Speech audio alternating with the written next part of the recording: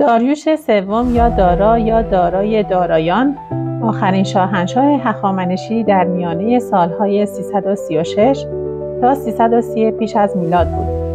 او فرزند آرشام نوه داریوش دوم و سیسیگامبیس دختر اردشیر دوم بود.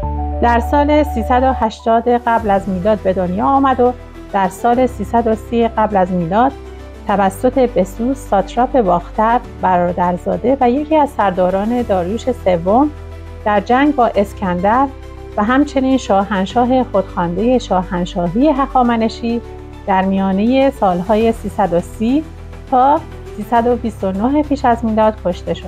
هنگامی که اردشیر سوم بر تخت نشست و تصمیم گرفت تا شاهزادگان دیگر رو از میون برداره، نام داریوش در میون اونا نبود و همین نشون میده که اون عنوان ممتازی در اون دوره نداشته.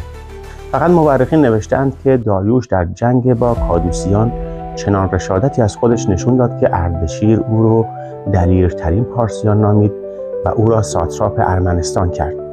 درود دوستان، من ارسلان هستم و منم بهاره. به کانال راگ هیستوری خوش اومدید. در این کانال ما در مورد تاریخ ایران بدون تعصب، اغراق و غرض‌ورزی با مطالبی تاریخی و مستند از منابع معتبر در خدمت شما هستیم.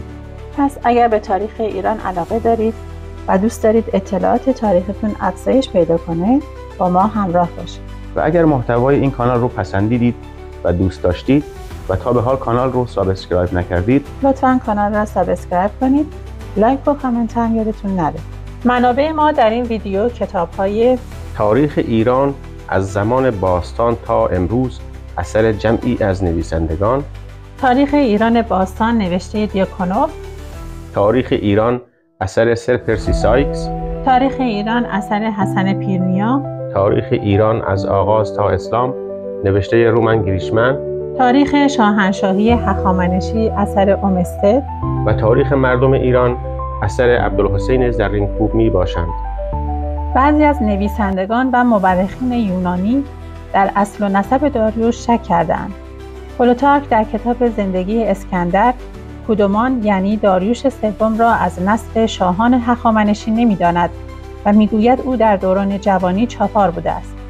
درباره اینکه او چرا به تخت شاهنشاهی نشست سخن بسیار گفتند، اما آنچه به حقیقت نزدیکتر می‌نماید این است که باگواس وزیر بزرگ دربار اردشیر سوم پس از مسموم کردن اردشیر پسر او ارشک را بر تخت نشاند، اما چیزی نگذشت که وی ارشک را هم مسموم کرد. باگواس سپس تخت سلطنت را به داریوش سوم که در دوران اردشیر سوم ساتراپ ارمنستان بود و با خواجه دوستی قدیمی داشت و از خاندان هخامنشی هم بود سپرد تا اونو هم مثل بقیه بازیچی دست خودش بکنه، ولی اینطور نشد و داریوش از دستورهای باگواس سرپیچی کرد.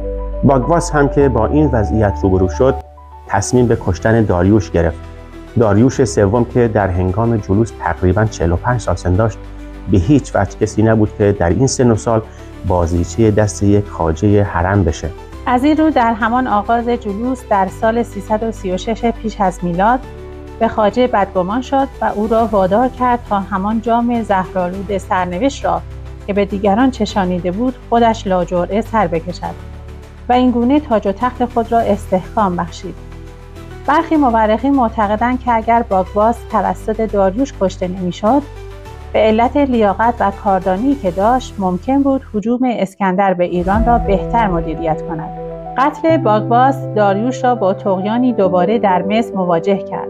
در اوایل سال 334 پیش از میلاد داریوش طغیان مصر را فرو نشاند و از آنجا به پارس بازگشت تا برای خود قصرها و مقبره‌ای بسازد. در بازگشت از مصر داریوش سوم به آتنی‌هایی که از وی کمک مالی درخواست کرده بودند تا با اسکندر مبارزه کنند از روی بی‌اعتنایی جواب رد داد، زیرا او اسکندر جوان را به اندازه نیرومند نمی‌دونست که بتونه آرزوهای فیلیپ مقدونی رو دنبال کنه. در پایان او به آتنی‌ها کمک کرد و کمک‌های خودش رو به آتن فرستاد، اما این مانع تسخیر دولت شهرهای یونان توسط اسکندر نشد. اسکندر پس از گذشتن از تنگه داردانل وارد آسیای صغیر شد. داریوش سوم نیز سپاهی را گرد آورد که مزدوران یونانی نیز در این سپاه بودند و شخصی به نام ممنون را به عنوان سرکرده آنها انتخاب کرد. ممنون اصالتاً اهل رودوس، یکی از جزیره‌های کشور یونان در آسیا و برادر منتور بود که در مصر خدمات بسیاری به هخامنشیان کرده بود. ممنون هوشمند و دلیر بود. داریوش سوم او را به فرماندهی 5000 یونانی اجیر شده منصوب کرد. ممنون عقیده داشت که باید از استراتژی زمین سوخته استفاده کرد و پیشنهاد داد که باید عقب نشینی کرد و شهر و روستاهاش و آنچه که به عنوان آذوقه بر سر راه اسکندر رو باید معدوم کنیم تا اسکندر نتونه وارد امپراتوری ایران بشه. او معتقد بود که مقدونی‌ها بیش از 1 ماه پول و آذوقه ندارند. اما سرداران ایرانی به ویژه آرسیتس این نقشه رو نپذیرفتند. بدین ترتیب در بهار سال 334 پیش از میلاد نبرد گرانیک یا گرانیکوس، اولین تلاقی جدی، نخستین نبرد و رویارویی اسکندر مقدونی با شاهنشاهی هخامنشی در حوالی آسیای صغیر و کنار رود گرانیک، رود بیگاچای امروزی رخ داد. فرماندهان جنگ آزموده به نامهای آرسامس، رئومیشرس، پتینس و نیفاتس سپاهیان پارسی را رهبری می‌کردند. سپاهیان هخامنشی و مقدونی رو در روی هم صف‌آرایی کردند و آرایش جنگی گرفتند. وقتی که جنگ شروع شد، جناح چپ سپاه اسکندر زودتر از همه مورد حمله سوار نظام ایران قرار گرفت. اسکندر به همراه سوار نظام زبده مقدونی در جناح راست لشکرش قرار داشت. خود اسکندر به سوار نظام ایران حمله برد و لشکر ایران را عقب راند و عده زیادی از ایرانیان را کشت. در همین هنگام سپهرداد، سردار ایرانی که در برخی منابع مهرداد نوشته شده که میگویند داماد داریوش سوم هم بوده، با سپاهی 40 نفره از افرادی که تماما جنگجو بودند به مقدونی‌ها حمله کرد و تعداد بسیاری از آنها را کشت. کسی یارای مقاومت در برابر این حمله رو نداشت تا اسکندر خودش وارد میدان شد و به سمت سپهرداد حرکت کرد و هر دو با هم شروع به جنگ تن به تن کردند. چنین به نظر می رسید که اسکندر به دست سپهرداد کشته خواهد شد و اگر مداخله کلاتیوس نبود به احتمال زیاد اسکندر کشته می شد. اسکندر توانست سپهرداد را بکشد، اما روزاسز برادر سپهرداد به اسکندر حمله کرد و ضربه‌ای به فرق سر اسکندر وارد کرد. میگویند ضربه روزاسز کلاهخود اسکندر را شکافت و اگر روزاسز میتوانست ضربه دوم را وارد کند، جراحتی مرگبار بر او وارد میکرد. اما کلاتیوس سردار اسکندر به موقع رسید و دست روزاسز را قطع کرد. در این نبرد ایرانیان معروفترین سرداران خود به نامهای نیفاتس، پتینس، فارناس، هرماس و میتروبارزانوس را از دست دادند. هرچند آرسیتس توانست از مهلکی نبرد گرانیک جان سالم به در برد، اما چون خود را مقصر شکست در جنگ می‌دید خودکشی کرد.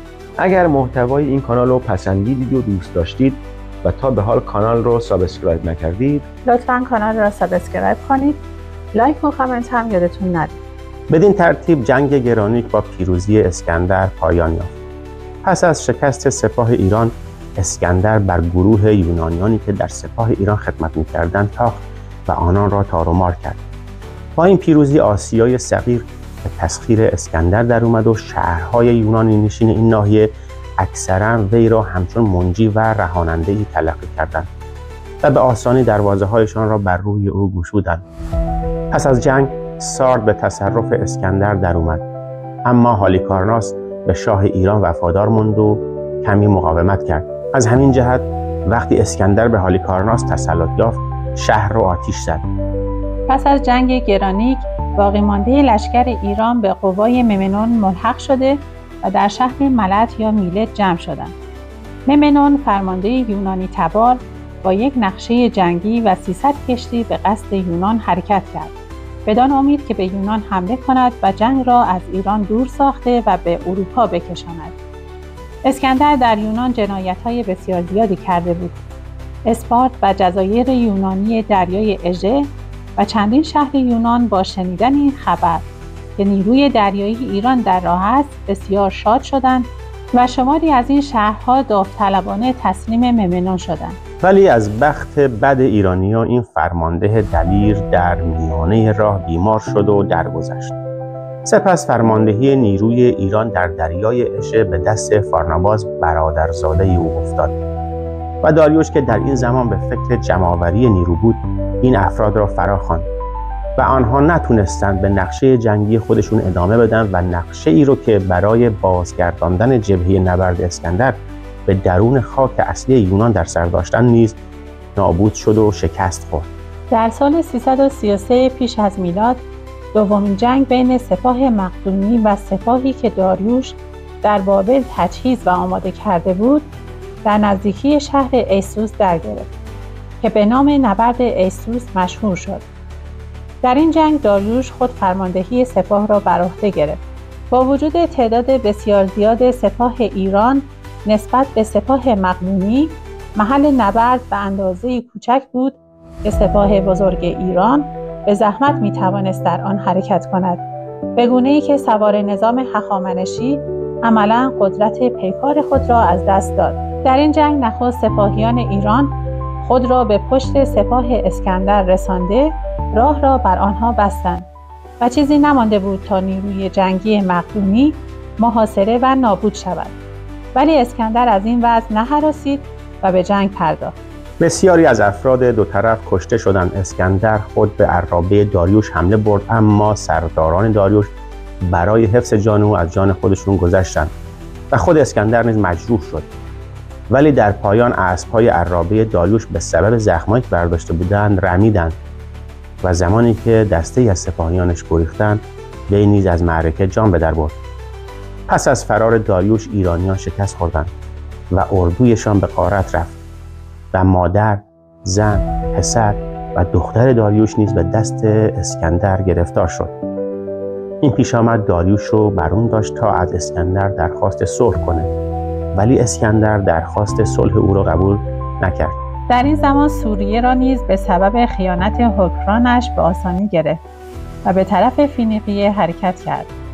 مردم شهر سیدا ورود اسکندر به شهر را پذیرا شده و پیروزیش را به رسمیت شناختند.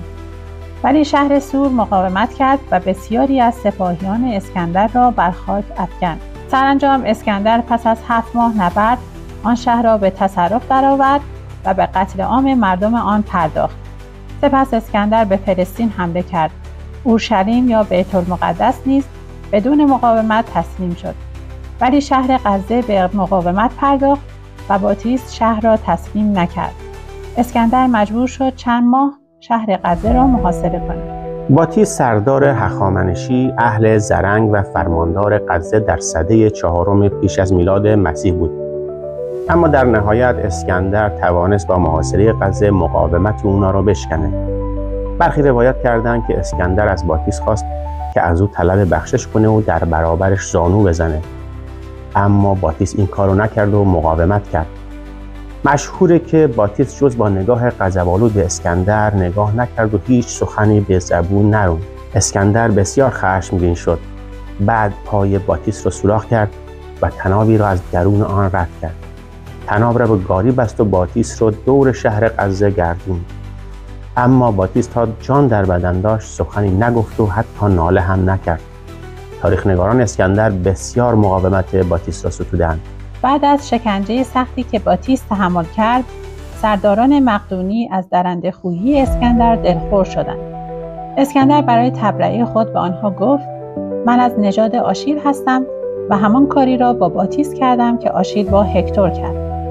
هکتور سردار دژ تروا بود که در نبرد تن به تن با آشیل شکست خورد و آشیل برخلاف رسوم جوانمردانه مبارزه پاهای جسد او را به گاریش بست و به دنبال خود کشید. پس از غزه اسکندر در سال 332 پیش از میلاد به طرف مصر حرکت کرد. ساتراپی مصر بدون مقاومت چشمگیری تسلیم اسکندر شد و مصریان از او در سرتاسر دره نیل به عنوان یک ناجی استقبال کردند. در سال 331 پیش از میلاد سومین و آخرین رویارویی سپاه ایرانی و سپاه مقدونی در محلی به نام گوگمل رقم خورد. در ابتدا پیش بینی میشد که سپاه ایران پیروز بشه، اما رویارویی مستقیم اسکندر با داریوش و وارد کردن جراحاتی به وی سبب گریختن داریوش از میدان جنگ و از هم پاشیدن سپاه هخامنشی شد. داریوش به همدان گریخت. اسکندر هم بعد از پیروزی گرانقدری که در این جنگ برایش حاصل شده بود به سمت جنوب تاخت و بابل و شوش رو تصاحب کرد. پس از فتح شوش اسکندر بران شد تا پارسه تخت جمشید رو تسخیر کنه. پس از جمع‌آوری اطلاعات از راه‌ها و مسیرها، نیمی از لشکر را به فرماندهی پارمینیون از راه جلگه و جاده شاهی روانه کرد و خود با نیم دیگر لشکر از مسیر کوهستان زاگرس روانه شد. او در محلی به نام دربند پارس توسط ساتراپ نشین پارس به نام آریوبرزن و نیروهایش متوقف شد. پس از مدت او توسط چوپانی راهنمایی شده و از پشت سر لشکر آریوبرزن به آنان یورش بردند. پارسیان به شدت غافلگیر شده و بسیاری از ایشان کشته شدند. آریوبرزن با تعداد اندک سواران خود به سپاه دشمن زد و آنان را به خاک افکند. با وجود اینکه بسیاری از سربازان خود را از دست داد، حلقه سپاهیان دشمن را شکافت تا پیش از یونانیان خود را به تخت جمشید برساند و پایتخت هخامنشیان را نجات دهد. اما موفق نشد به آنجا برسد و پایتخت سقوط کرد. پس از تسخیر پارسه، اسکندر کاخ سلطنتی را به آتش کشید. در سال 330 پیش از میلاد در حکمتان داریوش تصمیم گرفت تا بار دیگر لشکری جمع‌آوری کنه و به جنگ اسکندر بره. اما چون اسکندر به سوی ماد لشکر کشید، در این کار داریوش ناکام موند و به همراه برادرزادش بسوس و جمعی از بزرگان از راه ری به سوی باختر رفت. در حوالی دامغان بسوس شاه را از ترس نزدیک شدن لشکر اسکندر و طمع جانشینی زخمی کرد و خود به باختر رفته و عنوان اردشیر پنجم را بر خود نهاد. هنگامی که اسکندر به بالین شاه رسید، شاه مرده بود. پس اسکندر برای مشروعیت بخشیدن به فتوحات خود ابتدا او را با احترام دفن کرد. پس از مرگ داریوش، اسکندر خود را فرمانروای قلمروی هخامنشی خواند و شروع به تاخت و تاز به مناطق مختلف این قلمرو کرد. سپس به تعقیب اردشیر پنجم رفته و او را مجازات کرد. پس از مرگ داریوش سوم، حکومت بزرگ هخامنشیان بعد از 220 سال حکومت منقرض شد. سپاس از همراهیتون که تا پایان ویدیو با ما همراه بودید. اگر محتوای کانال براتون مفید بود و پسندیدید، لطفاً کانال را سابسکرایب کنید. لطفاً ویدیو رو لایک کنید و نظرتون رو هم در کامنت ها برامون بنویسید تا از نقاط قوت و ضعف کارمون آگاه بشیم. حمایت شما انگیزه ما رو چند برابر میکنه تا ویدیوهای بهتری را از نظر کیفی و کمی براتون آماده کنیم و به اشتراک بذاریم. بهروزگار و شادکام باشید. تا ویدیوی بعدی.